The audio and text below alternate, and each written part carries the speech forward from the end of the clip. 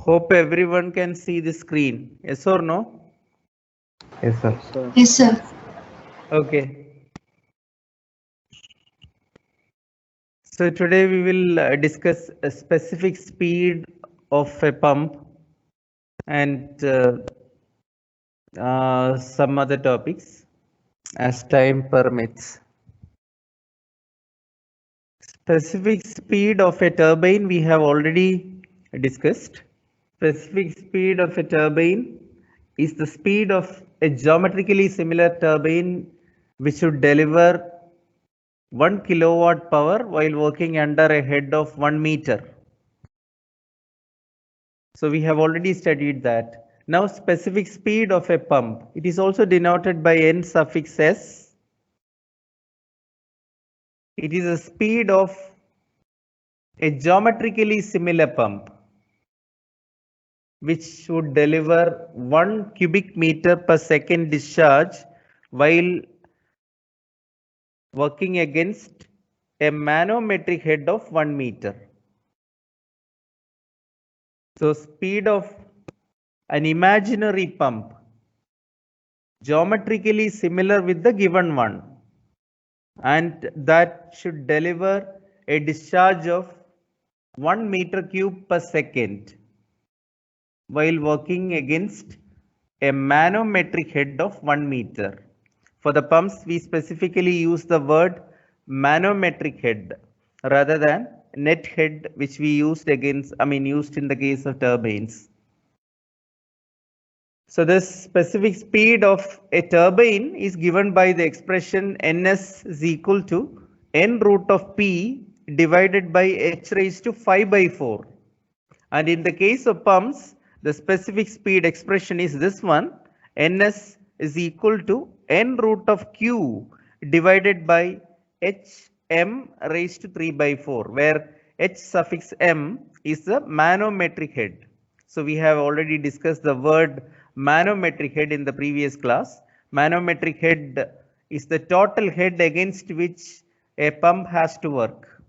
Rotational speed of the impeller must be in RPM, and Q, that is a discharge, is in meter cube per second. That is SI unit of flow rate or discharge. Then the head, manometric head, that should be in meter. And this specific speed is a dimensional one. It has a unit. When you substitute the units of N, Q and HM over here, you will get a unit, but it's not RPM. It's a complex unit. If you want to make it dimensionless or non-dimensional, unitless, in that case, what you should do is, you should write GHM whole raised to 3 by 4 in the denominator. So in the numerator that remains the same. So the non-dimensional or dimensionless specific speed of a pump is given by N suffix S is equal to N root of Q divided by GHM, the whole thing raised to 3 by 4. So the index 3 by 4 is applicable for the group GHM in the denominator. Then in that case, you will get dimensionless specific speeds. Importance of specific speed is the next question. And as in the case of turbines, here the specific speed here also help us in selection of pumps for a specific application. So if you want to choose a pump for a particular application, then you can depend on the range of specific speed. And the performance assessment of pumps. So the range of specific speed that in which the range of specific speed in which a particular category of pump or homologous series of pump belong to, they will be having similar kind of performance. So the specific speed, the value of specific speed will give you an idea about the performance also. So it is useful in the performance assessment of pumps and also the identification of the category of pumps or the homologous series in which a given pump belong to.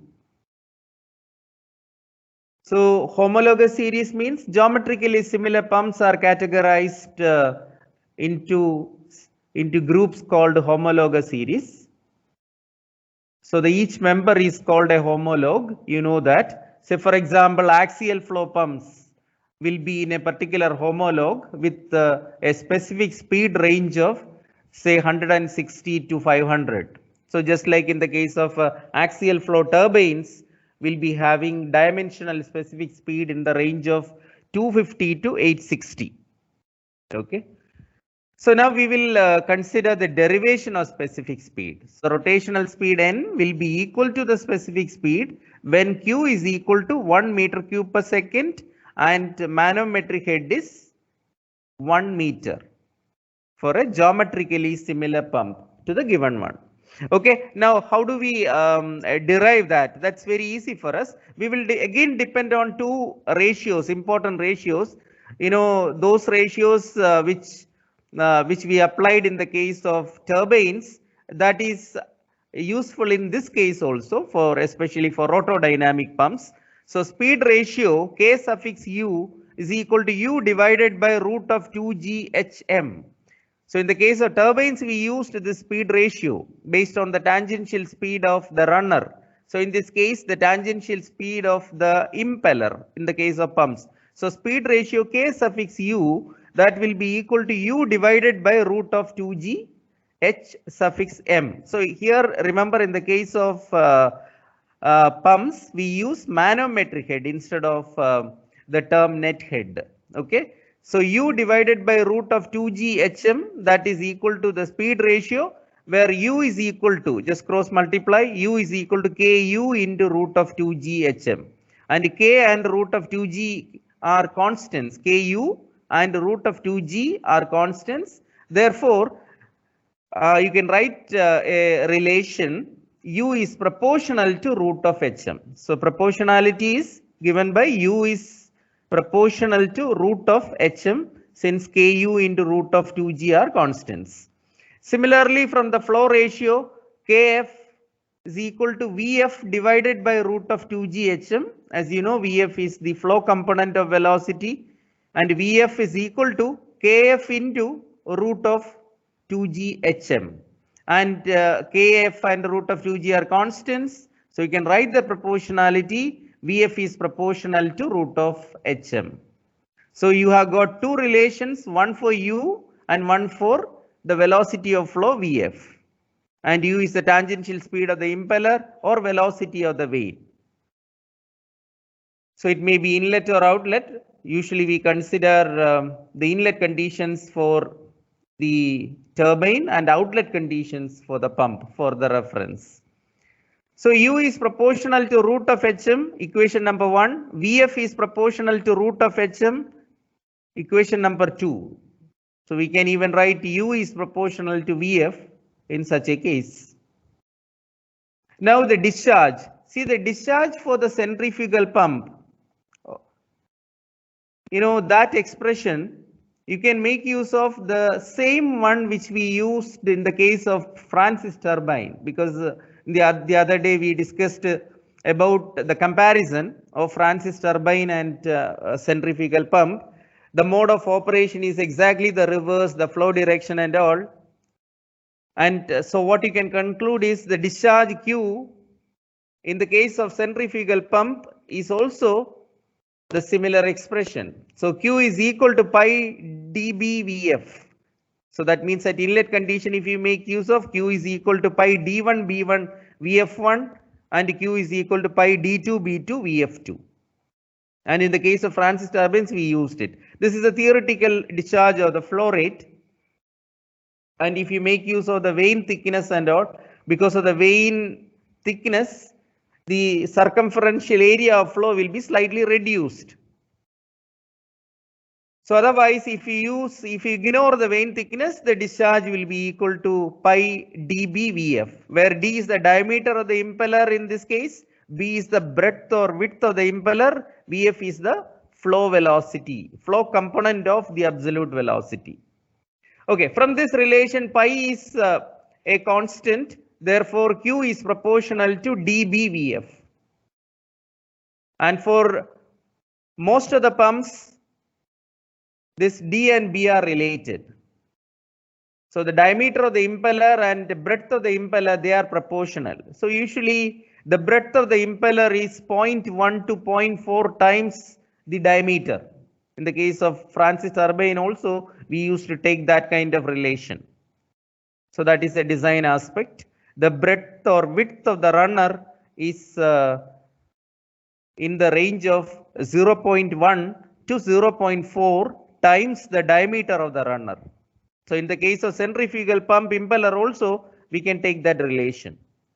So the breadth is proportional to the diameter. So if you substitute the diameter instead of breadth over here in this proportionality relationship, Q is proportional to dBVF, and instead of B you can write D. So you can get Q is proportional to D square into VF. Now we already know that VF is proportional to root of HM. So what you can write? Q is proportional to D square into root of HM. Let it be equation number 3. See, basically what you require is a relationship between the discharge, speed and head. Then you can formulate an expression for the specific speed. Now we know that U is equal to pi dN by 60, velocity of vane at inlet outlet U1, U2. We know that U is equal to, in general you can write U is equal to pi dN by 60. It may be outlet condition or inlet condition. So U is now proportional to dN since pi and 60 are constants. So U is proportional to dN, product of the impeller diameter and the rotational speed of the impeller. So let it be equation number 4. So the first equation, U is proportional to root of HM, and using 1 and 4, U is proportional to root of HM and U is proportional to dN. What you can write is dN is proportional to root of HM. In fact, this is a very important expression for rotodynamic pumps. dN is proportional to root of HM because it's a relation that gives the connection between the manometric head, the diameter of the impeller and the speed of the impeller. Later on we use this as the head coefficient. If you square it like HM is then proportional to D square N square. The manometric head then will be proportional to D square N square theoretically, and HM divided by D square N square will be a constant, and that is referred to as the head coefficient. So later on we will use that model ratio or that model relationship. HM divided by D square N square is referred to as head coefficient. That's an important ratio even for the reaction turbines as well. So dN is proportional to root of HM, and from that you can write D is proportional to root of HM divided by N. Let it be equation number 5. So the diameter of the impeller is proportional to root of HM by N. And now what you can do is go back to the discharge expression which we got earlier. See this one.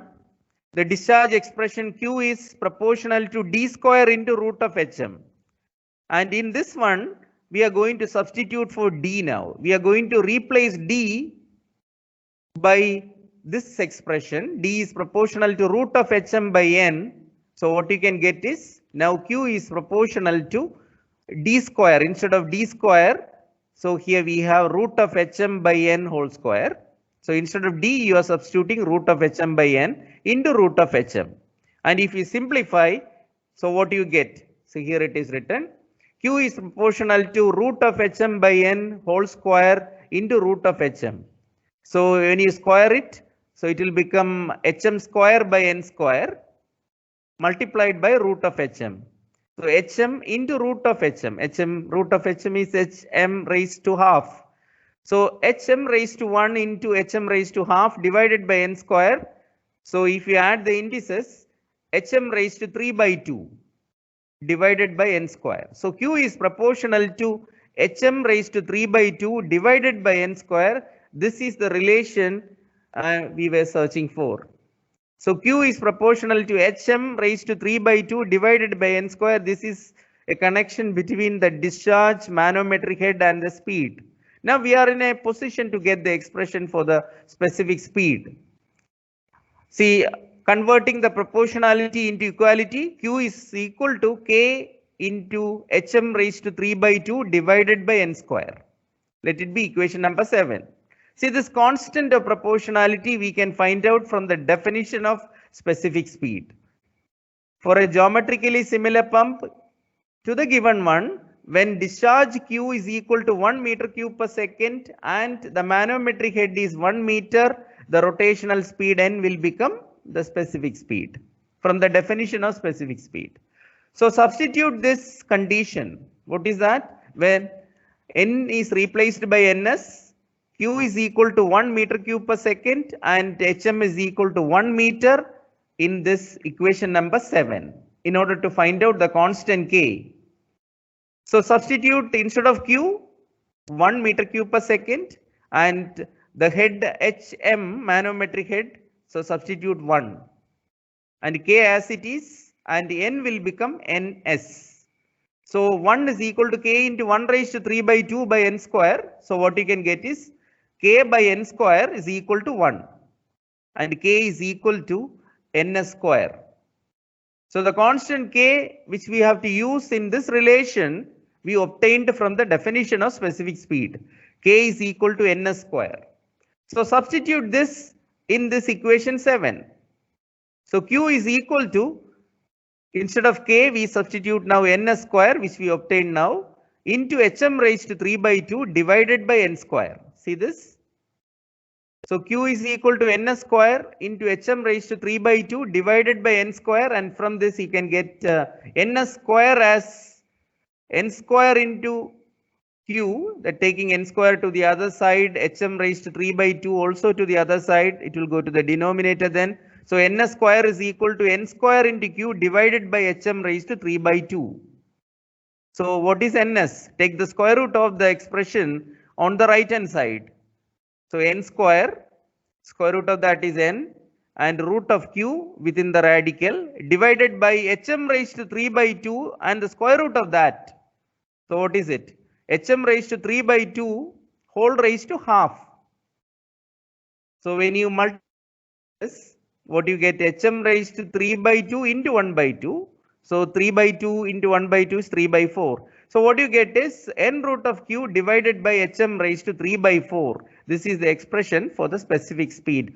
Remember, dimensional specific speed, where n is in RPM, Q is in meter cube per second and manometric head is in meters. Remember that. While calculating specific speed in numerical problems, you can make use of this. If you want to make it dimensionless, simply do one thing. You have to group g, acceleration due to gravity, along with this Hm in the denominator. In that case, it will become non-dimensional or dimensionless specific speed, given by the expression n root of Q divided by GHM, that whole group raised to 3 by 4.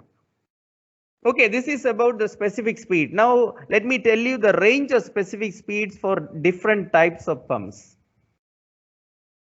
See, for radial flow pumps, the ordinary centrifugal pumps and all belong to that category. Radial flow pumps, the specific speed, the dimensional specific speed is less than 80. That is the usual range we use. Where another homologous series, mixed flow pumps. I told you in the previous class, the mixed flow pumps means it is combination of axial and radial kind of flows. So for mixed flow pumps, the specific speed range is between 80 and 160. And for axial flow pumps, which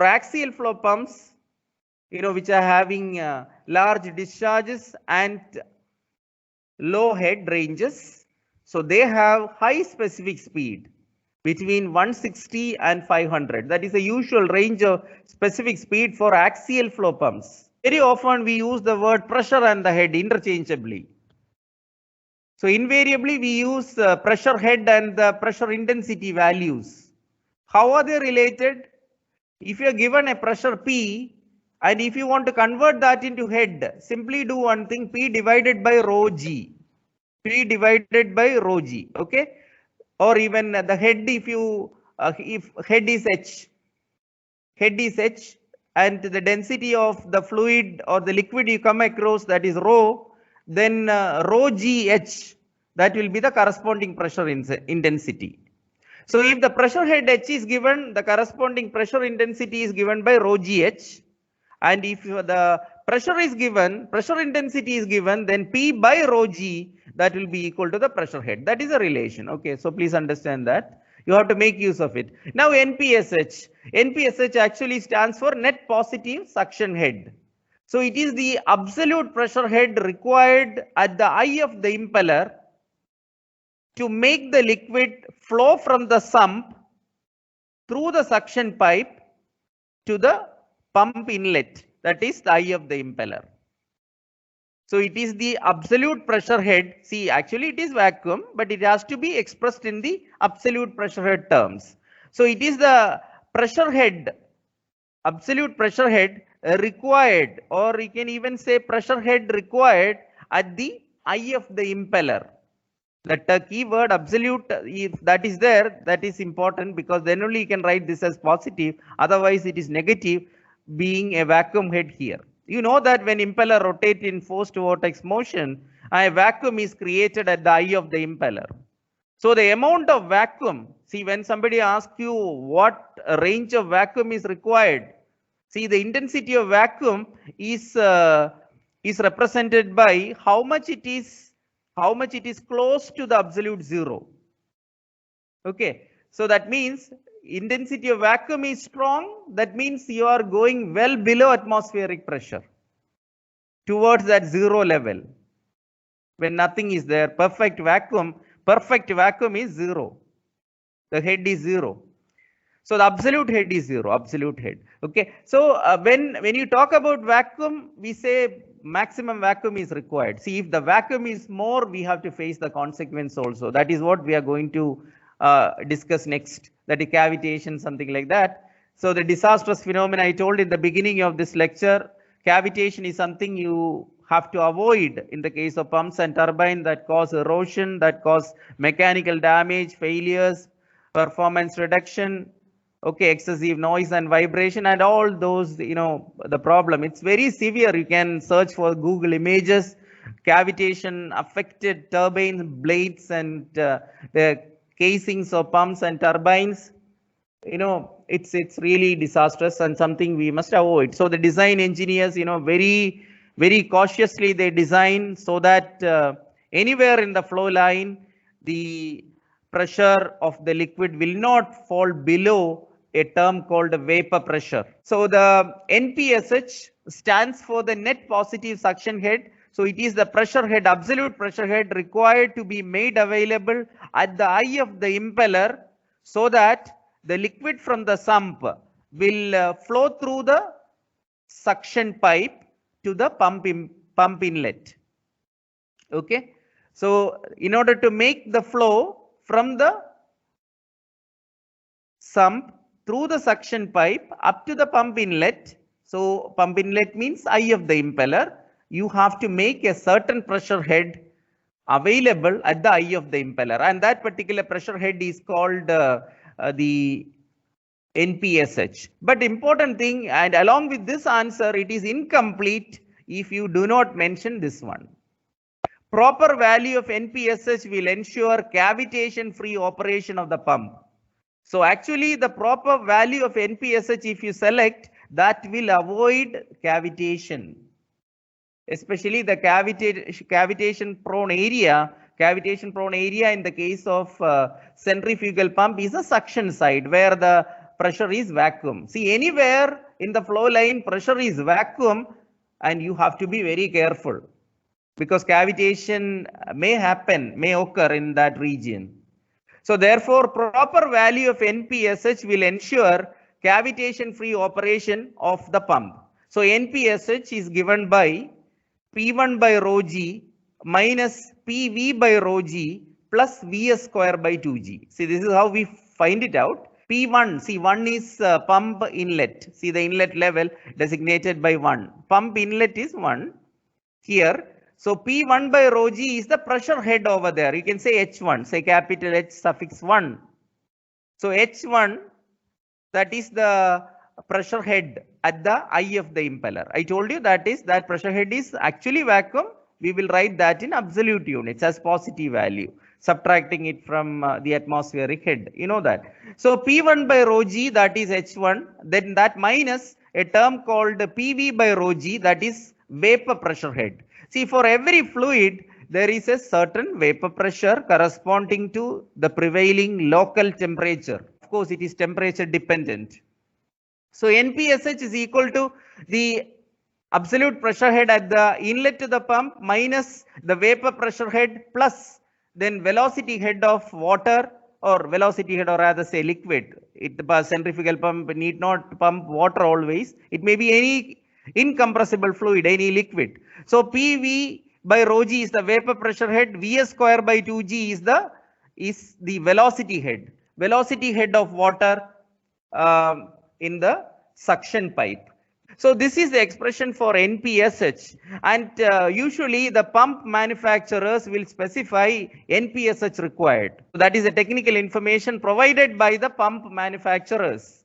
So that is NPSH required. So at the time of installation, you will get NPSH available at the site. So what is the condition for satisfactory working to get rid of the cavitation?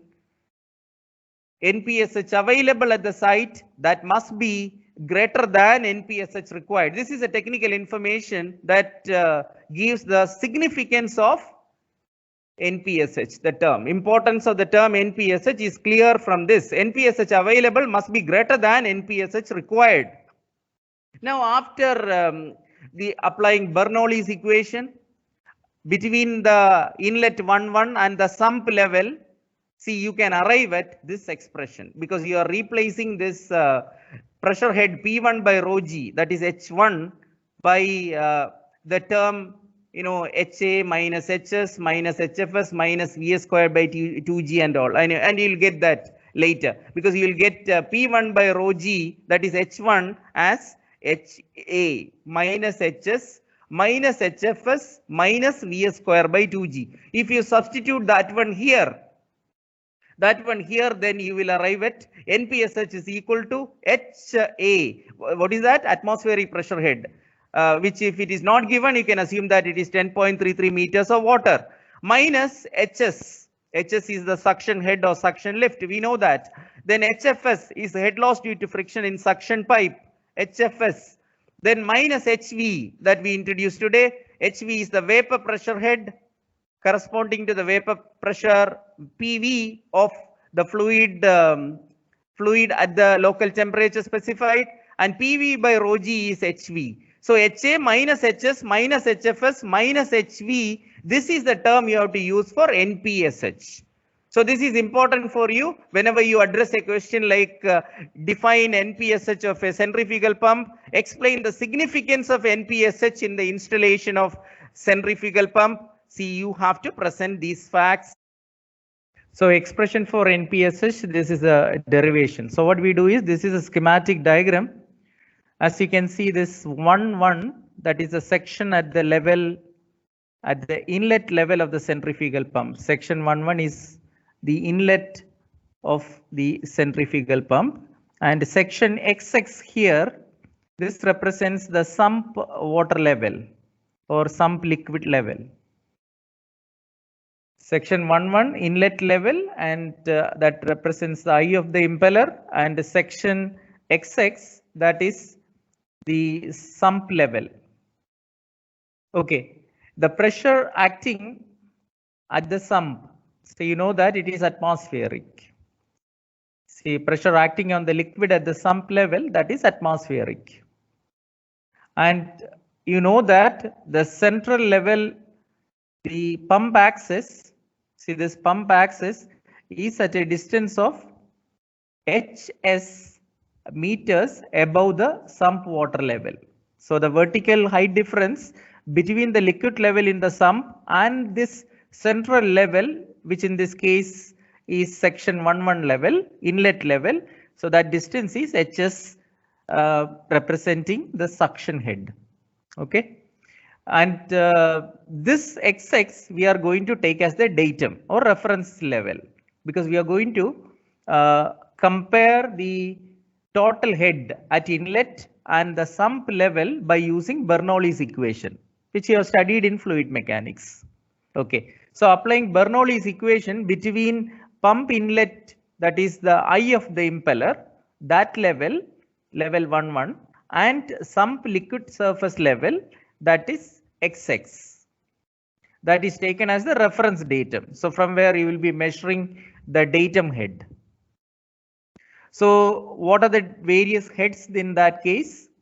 The total head comprises of the pressure head, kinetic or velocity head, and potential or datum head. You know that. So at XX level, it is Px by rho g plus Vx square by 2g plus Zx. Zx is the datum head at level XX. That is equal to the pressure head at the level 1, What is that?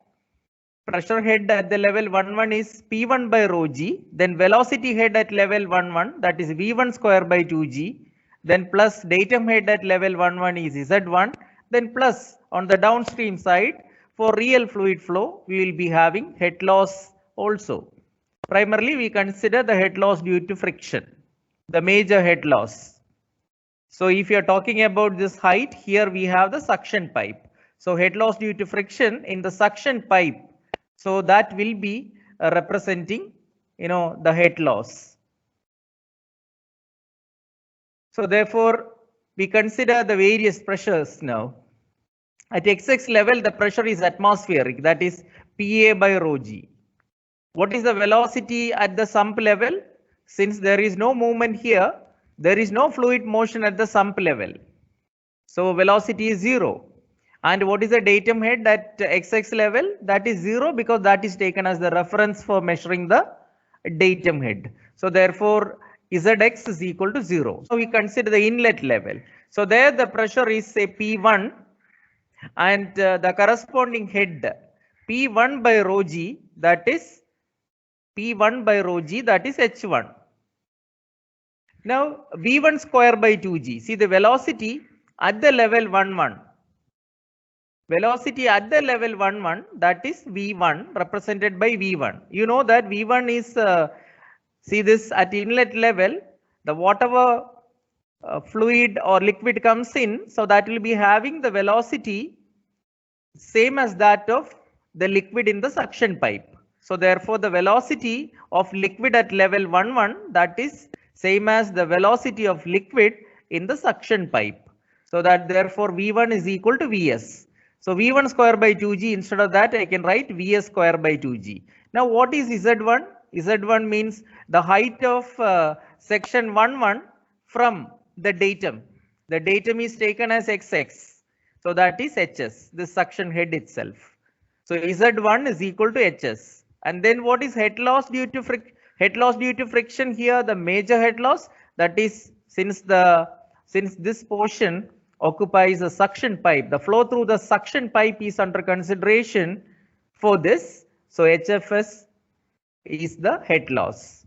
Now simplify this. PA by rho g. PA by rho g is atmospheric pressure head H suffix A, and that is equal to P1 by rho g, that is the pressure head at the inlet of the pump or at the eye of the impeller. So P1 by rho g, that is equal to H1, and this Vs square by 2g is already here, then HFS and HS. See, this is a very important expression for us. PA by rho g is equal to P1 by rho g plus HS plus HFS plus Vs square by 2g. And now PA by rho g, I told you, that is HA. P1 by rho g, that is H1, plus HS is the suction head, plus HFS, head loss due to friction in suction pipe, then plus Vs square by 2g, that is velocity head of water or liquid in the suction pipe. So this is very important for us because we require an expression for H1, that is the pressure head at the eye of the impeller or at the pump inlet. So we require, from this we can find out that. Then what is H1? H1 is equal to, you take these terms to the other side. So H1 is equal to HA minus HS minus HFS minus Vs square by 2g. And we have one more intention to find out this expression. See, very often we will be asked what is the maximum suction lift possible. So since cavitation is prone to occur at the inlet of the pump where vacuum pressure prevails, you know, H1 must be at least equal to HV. What is HV? That is the vapor pressure head, PV by rho G. So when H1 is equal to HV, when H1, I repeat, when H1 is equal to HV, in this expression, this HS, the suction head value that gives the maximum suction lift possible or HS max possible. Remember, when H1 is equal to HV. So for that purpose, you substitute H1 is equal to HV here in this equation C, named as C. So if H1 is equal to HV, the equation will be like this. HA is equal to HV plus this HS will become HS max, that is written over here, HS max plus HFS plus Vs square by 2G. So from this HS max, you know, that will give you the maximum suction lift possible. See this, that is summarized here. HS max possible is equal to HA, that is atmospheric pressure head. The value of standard atmospheric pressure head is 10.33 meters of water. So HA minus HV, that is vapor pressure head of the liquid being pumped. So HV is equal to PV by rho G, where PV is the vapor pressure. Then HFS, of course, you know, the head loss due to friction in suction pipe, then minus Vs square by 2G, velocity head of the liquid in the suction pipe. So HS max possible, if you want to find out, you can make use of this equation named as V. So HS max is equal to HA minus HV minus HFS minus Vs square by 2G. Now coming back to the expression of NPSH. See, we already know that NPSH is given by H1 minus HV plus Vs square by 2G.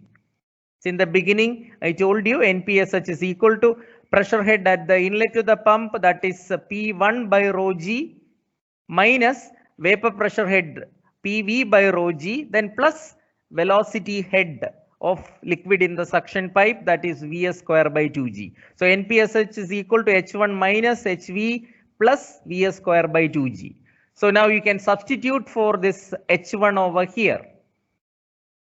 And in that case, what you can get is Vs square by 2G will be cancelled and you will get NPSH is equal to HA minus HV minus HS minus HFS. This you have to remember.